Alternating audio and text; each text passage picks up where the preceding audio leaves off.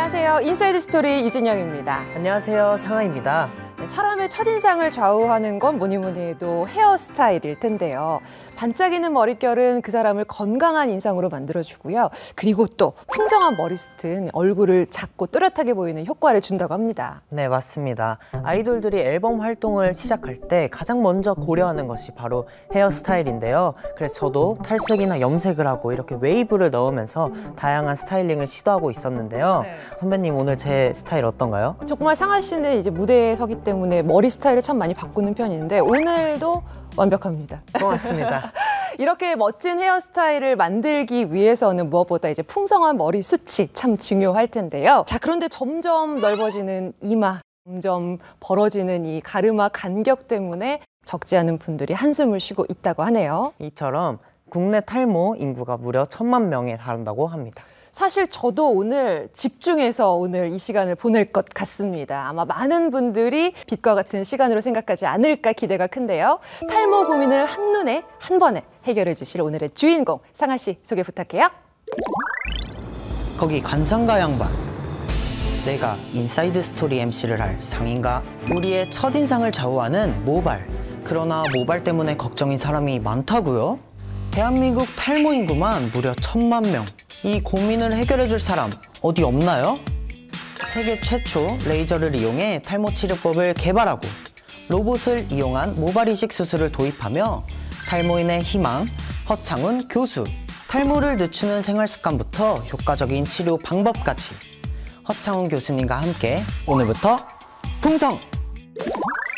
탈모 분야 최고 권위자이십니다. 허창훈 피부과 교수님 함께합니다. 어서 오십시오. 반갑습니다. 안녕하세요. 네, 여러 번 이렇게 출연을 말씀을 드렸는데 조금 보사하셨다가 드디어 나오셨습니다. 네. 사실 방송 자체에 대해서 부담감이 있었던 건 아니고요. 네. 제가 한번 방송 나오게 되면 이제 환자분들이 또 많이 찾아주시는데 네. 환자분들이 지금도 예약 대기가 거의 1년 가까이 됐는데 또 많은 분들이 대기를 하실 것 같아서 그래서 지금 방송을 자제하고 있는 상황입니다. 그만큼 우리나라에 탈모 인구가 많다는 이야기죠. 탈모 인구에 대해서 정확한 조사는 없습니다. 네. 그 이유가 되는 것은 탈모라고 하는 것이 아직은 이제 의료보험으로 저희가 치료를 받지 못하는 질환이다 보니까 네.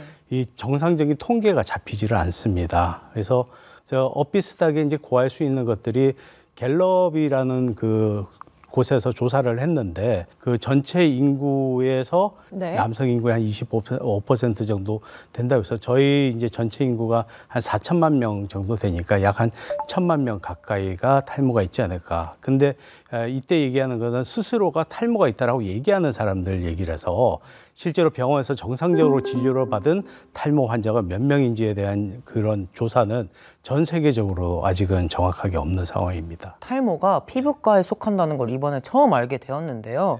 피부과의 많은 영역 중에 이렇게 탈모를 선택하신 이유가 있으실까요? 제가 원래는 털보다는 관심이 있었던 게 줄기세포에 좀 관심이 많았습니다. 그래서 줄기세포에 대한 연구를 좀 많이 했었는데 피부를 만드는 줄기세포가 사실은 털에 위치를 하고 있어요.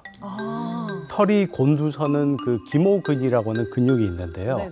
그 근육 주변에 줄기세포가 위치하는 곳이 있어서 거기서 줄기세포가 증식을 해서 위로 올라가면 피부가 되고 아래로 내려가면 털이 됩니다. 그래서 그거부터 시작을 해서 제가 이제 석사 논문에는 이 제모를 했을 때 이 줄기세포를 파괴를 시켰을 때 털이 어떤 영향을 미치는지 또는 피부 자체가 어떤 영향을 미치는지에 대해서 이제 연구를 한 바가 있는데 그때부터 털에 대해서 관심을 갖기 시작했고요. 그 이후에도 당연히 털에 대해서 관심을 가지다 보니까 탈모나 털이 많이 나온 다모증 이런 쪽으로 연구를 좀 많이 하게 되었습니다. 근데 이렇게 봤을 때 교수님께서 굉장히 풍성한 모발을 가지고 계시는데요. 저도 그거 딱 눈에 띄었거든요. 네.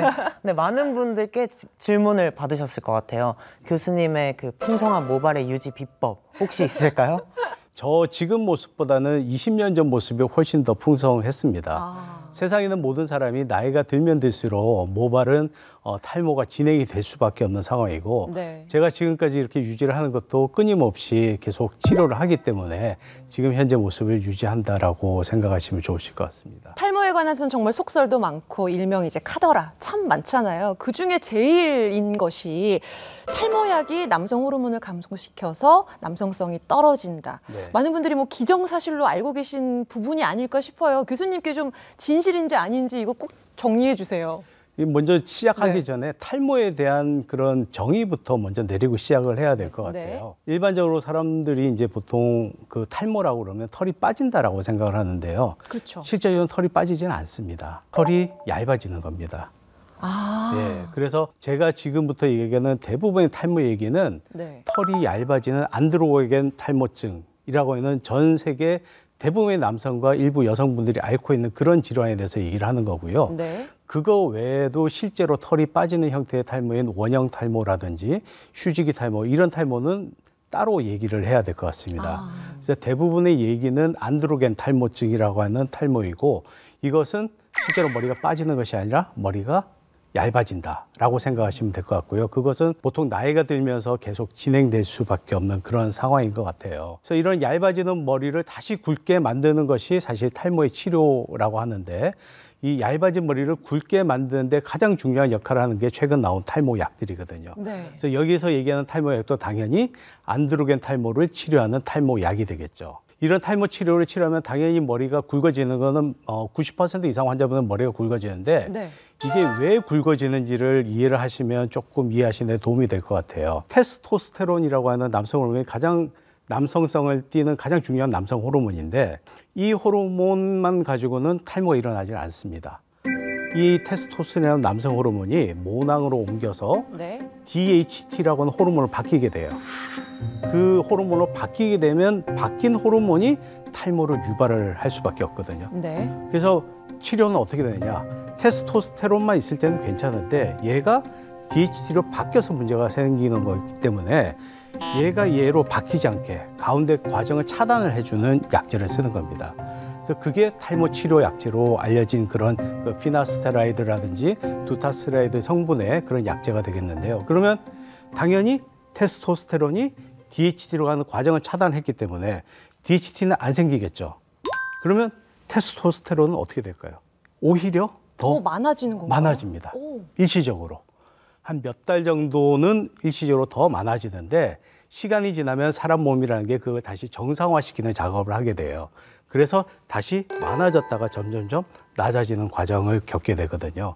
그래서 이게 실제적으로는 오히려 테스토스테론이 조금 더 많아졌다가 정상화되는 과정이지 이게 그 약을 쓴다고 해서 이게 떨어지거나 이런 경우는 거의 없다고 보시면 될 것 같습니다. 아, 정말 많은 분들이 오해하고 잘못 알고 계시는 부분이네요. 그 탈모약을 쓴다고 해서 남성성이 떨어지는 것은 사실이 아닌 것으로 네. 정리를 해주셨습니다. 오히려 제 환자분들 중에서는 이 약제를 쓰고 나서 40대 이후 분인데 늦둥이를 봤다고 자랑하시는 분들도 있더라고요. 오. 요 기간에 네. 늦둥이를 봤다라고 얘기를 하시는 분들. 그럼 저희가 알고 있는 속설하고 오히려 반대의 반대. 상황이네요. 네, 그럴 경우도 있지만 결국에 몇 달이 지나고 나면 다 정상적으로 된다라고 생각하시면 될 것 같아요. 그리고 이런 얘기 있잖아요. 뭐 아버지가 이제 머리가 없으시면 머리카락이 없으시면 이제 아들도 이어지고 할아버지 또 손자 뭐 이런 식의 네. 가족력에 대한 이야기가 참 강하다. 탈모가 그런 성격을 가지고 있다라고 알고 있는데 어느 정도 몇 % 정도가 그런가요? 그러니까 실제로 가족력이 강한 분들도 있어요. 조상 대대로 탈모가 있는 분들은 네. 당연히 탈모가 있을 가능성이 훨씬 높아지죠. 근데 일반적으로 탈모 환자들한테 저희가 설문을 통해서 확인한 바에 의하면